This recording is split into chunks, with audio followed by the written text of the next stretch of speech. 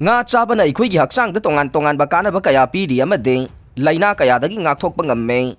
article asi huyalan pau pau sege lausing pukai gi kalam dagi lokhat chabane haksang phabana lanni haibase malem yoina yanar ba khwai dagi hena chumlabo wafam amane haksang phana lehenna bagi damakta aikhoina machi leiba chinjak chari amade makhal kaya gi sajel sing taure adubu karigumba matamda aikhoina aikhoigi akoibada yamna marang kaina amade mamal hongna phangba chinjak singde hek hek masak khangbi dabagum taure aikhoigi akoibada haksangna kanaba chinjak kaya marang kaina phangi haibase kaidonungda kauroi mana masingda oirabasu palang sak ase aikhoigi yumgi akoibada yamna marang kaina hawe palang sak chabana haksangda makhal kaya gi kanaba pide masi nataba chabada su hauba numit khudingi aikhoina sare bachinjakta masal lama oireba nga asisu haksangda kanaba yamna pi bachinjak makhal lama oire nga da maruina protein gi saru asi chang yamna yawe diabetes amadi hypertension leiba miyoisingna atopa chinjak chabada nungai taba kaya leirabasu protein gi haurakpham oiriba nga chabada di mi painingai oide healthcare expert singna chayol amagi manungda nga yamdrabada anirak natraga ahumlak chana ba khangalle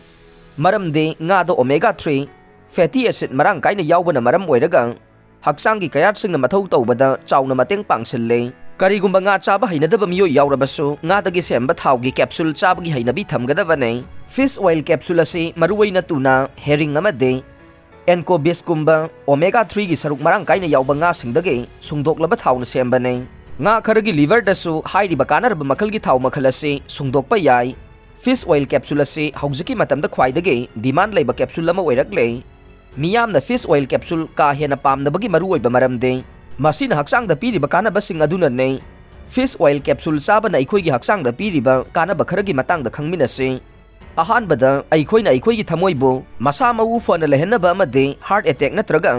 stroke na chingba thogaloi hairabade fish oil capsule ase changnaina sagadabane masina thamoigi tongan tongan ba laina sing na pirakadaba chaitheng kaya dagi ngakthokpa ngambaga loinana blood pressure control tawduna thamba amade cholesterol gi chang manage tawbada chawna mateng pange fish oil de yauriba omega 3 fatty acid asi yamna kanai maramaduna aikhoina haksang phana lehenna bohana bada hairiba capsule asi chagadabane ani subada fish oil capsule da omega 3 fatty acid marang kaina yawbana maram oiraga capsule asi changnaina sarabade aikhoigi haksangi khwaidagi maruoiba part ama oiriba brain gi mapangal amadi mathau henggadan bangamme capsule asi changnaina chabana brain gi mathau tawbada mateng pangsinbaga loinana ningsingbagi pangal su hanadagi hena henggadan bangamganei maramaduna haloiraglaba miyoisingna fish oil capsule sarabade wakhal mangbagi thokdoksingdagi ngakthokpa ngamganei masigi mathakta fish oil na depression amadi anxiety hanthanbadasu mateng pangba ngamme ahum subada ikhoigi haksangda yauriba saru amadi masalgi mapangal sontharak-labade mi ama oina hingbada mapung phada baibadu oirake adubu fish oil capsule changnaina sizinarabade masalgi recovery rate henggadan baga loinana sarugi mapangal kanna lehenbadasu mateng pange